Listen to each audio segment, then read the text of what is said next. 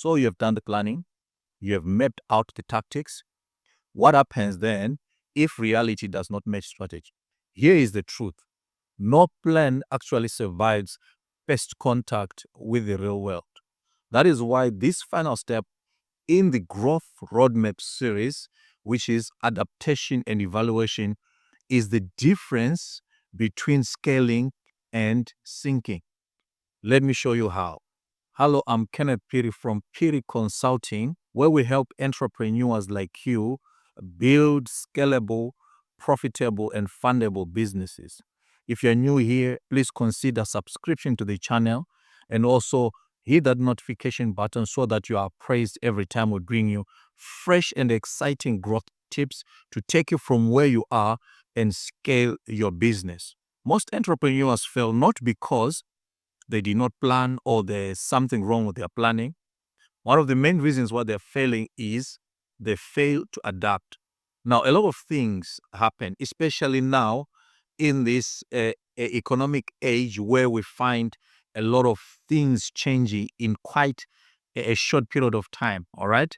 You've got technological changes, tech is changing. Each and every day you wake up to something new.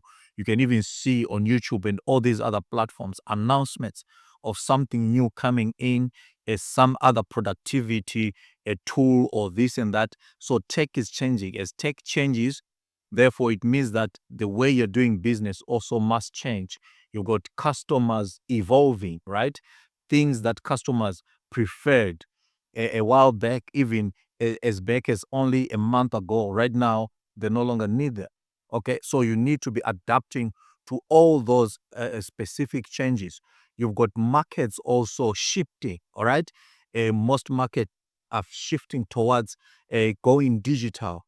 Now, if you are not on that bandwagon yet, then it means that you need to really evaluate where you are and begin to adapt. So all these massive changes that we're seeing in this very short period of time suggest that you as a business to prosper in such a fast-paced changing world means that you also need to make sure that you adapt, make a pivot, and then focus on what's working now. If your business doesn't evaluate and pivot to what is working right now, it means that you're leaving a lot of growth on the table. Now, evaluation will tell you exactly what to keep, especially if you're looking at your plans, your tactical plans, and so forth. It will tell you what worked. If things are working, then you keep those and then double down on them. And it also shows you what's not working, the things that are not working, the things that are draining resources, that are draining away your time. Those are the things that you are removing from your SOPs and stuff like that. And then adaptation then is now going to show you exactly how to work smarter to have that growth that you need. Start by asking what worked and what flopped, and the reasons why it worked and the reasons why some things flopped. Now, always go back to the KPIs, the key performance indicators that you already mentioned or that you've already laid out in your tactical planning. Now, if you go back to your tactical planning, if you haven't seen that video yet, I'll link the video down below to see exactly how to create your tactical plans and how to follow through. And one of the things that we highlighted in the tactical plan, one of the pillars of a tactical plan was to have KPIs. Now, you can go back to those KPIs in your implementation after you've implemented, evaluate. So when you're evaluating, you're looking at achievement or whether targets have been reached in each of those KPIs. Now, in doing so, you're evaluating to try and find out what really worked and what flopped. And then from then, this allows you then to pivot towards what's working and focus your energies, focus your resources on those things that are working so that you can scale a little bit faster. Another item that you need to focus on is customer feedback. Now, in one of the first videos there, when we were talking about the current state analysis, we said that you need to solicit customer feedback at all times. So your customers informing you about their preferences, about their satisfaction of your platform or of your product or service. Now it's giving you feedback exactly into what's working.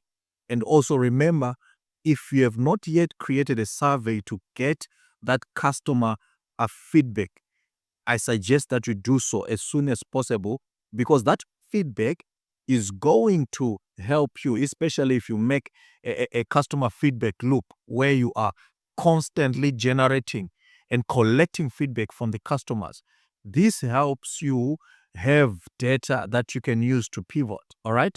So when you're pivoting, you are focusing on what the customer says was working, what the customer even gave back to you as current pain points that are probably not being addressed.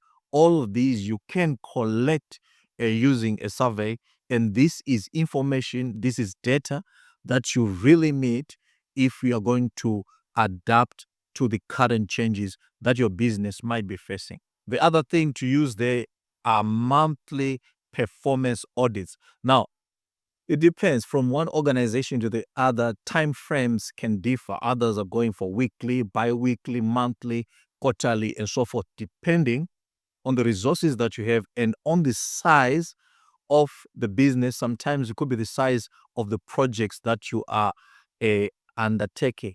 However, monthly performance audits are very significant. Now, in most cases, these audits, in terms of performance, are going to also be linked to your KPIs. Therefore, what you're saying is, how are we performing in terms of already agreed on criteria? It could be revenue, it could be sales quantities, it could be whatever the case might be. You need to find out if you are still on track as far as performance is concerned. If not, then something needs to be done. Remember, evaluation, you're controlling so that you can pivot, so that you can adapt to current changes, so that you now move into that growth, a projectile that you want to be. Remember, it so happens sometimes that you might have these ups and downs, right? But if we were to draw a trend line as far as your growth is concerned, growth versus time, let's say you're plotting a graph with a time on the x-axis and growth on the y-axis, all right? If we're plotting overall over time, are we seeing that growth? All right, there might be dips here and there in your particular performance, but there must be a continuous upward a growth as far as your business is concerned. Then all these other things that you are doing, you need to make them a habit, not an event. If it becomes a habit to collect feedback and to evaluate and then adapt, and then it becomes a habit to do all those other things that you need to do as far as evaluation is concerned. Look at your KPIs, evaluate, are you reaching those targets, do your audits, and so forth. This will give you the right kind of data that you need so that you can be able to make quality decisions, smarter decisions to take your organization into the next level as far as scaling and growth is concerned. Now, here is the key. Don't just adapt blindly. For you to pivot, you need to make sure that you are basing all your efforts and all your activities on current data that you are collecting from your particular audience or from your particular market. Now, there are so many ways in which you can do that, okay? For instance, change marketing channels. If the data that you are getting tells you that your conversions are low, all right? How will you know that your conversions are low? Is because probably you had that as a KPI. You had a certain figure as far as your conversion rate is concerned. Now, when you collected, you found that probably your conversions are low. Therefore, sometimes what it will mean is that you need to change your marketing channels. All right. Another example would be a change pricing. If maybe your competitors are undercutting you, all right, it means sometimes that you need to lower your prices, maybe to match them or to be lower than them. But of course, you need to take into consideration costs to you as a business for doing that? Is this going to eat into your profits and you find yourself in the loss zones there? Now, if that is the case, then you need to find out a different way of going towards your pricing. Now, in other cases, it can work the other way, where instead of lowering prices, then you increase prices. If you are confident that you are offering a premium product, a premium service, sometimes a high price communicates that particular thing. You're saying to your customers, I'm confident in what I'm offering, and therefore, instead of decreasing prices, I'm going to increase prices. Now, you can then communicate how valuable your offer is, and if it is valuable, therefore, you also need to be confident and stand on that particular pricing, which means, therefore, that you are driving the market, you're not being driven by the competition in the market. Another thing that you could do is refine your offer. Now, if feedback tells you that the product, the service, the platform, the app, whatever you're offering does not resonate with the market, then it means that you need to change the offer. By changing the offer, it means that you can repackage it. Sometimes it might mean going back to research and to development and tailor make it to what the customers are saying in the feedback that you are collecting from them. So feedback, and more feedback is always significant to ensure that you move from where you are and jump onto that growth path and see yourself scaling that specific business that you are running right now. I think it's significant to mention here that we need to remember that adaptation isn't failure. Okay, from someone looking from outside, they might see it as failure, but the most important thing to note is that adaptation is evolution. This is one of the biggest stories in human history.